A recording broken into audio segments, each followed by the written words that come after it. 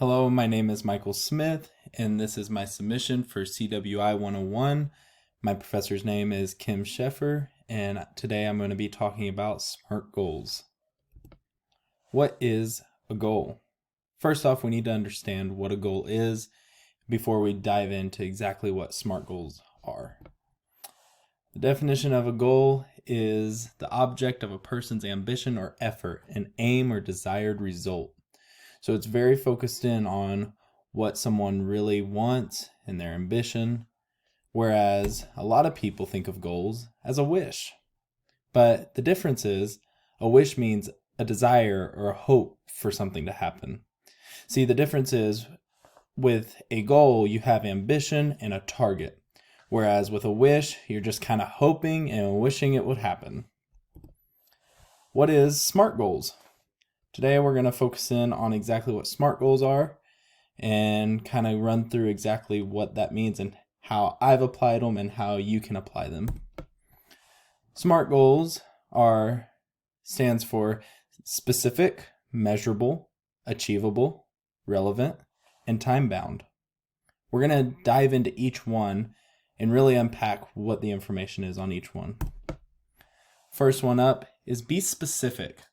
A lot of times you take a journey across the country and you plan every spot. You plan the route, you check the weather, you're specific with the details. You know where you're going to stop most of the time and where you're going to pass through.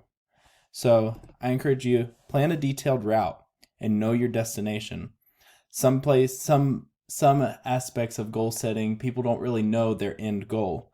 But with being specific, you really want to focus in on where do you really want to be once you reach this goal. Second one is measurable.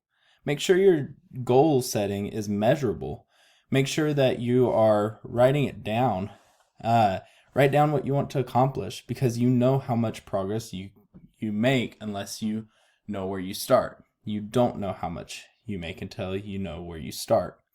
That's really the essence of being measurable, is figuring out where you are and writing it down, recording it, and that way when you do reach those goals, you not only feel fulfilled, but you also know that you put in the work and you've measured up to this point and you see your progress along the way. You see how much closer you are to achieving that goal. The way I like to think of it is a little kid with their piggy bank. They put coin in every day, and maybe they had a goal of $5, and each day they put a quarter in, they know they're one step closer because they're watching it and it's measurable.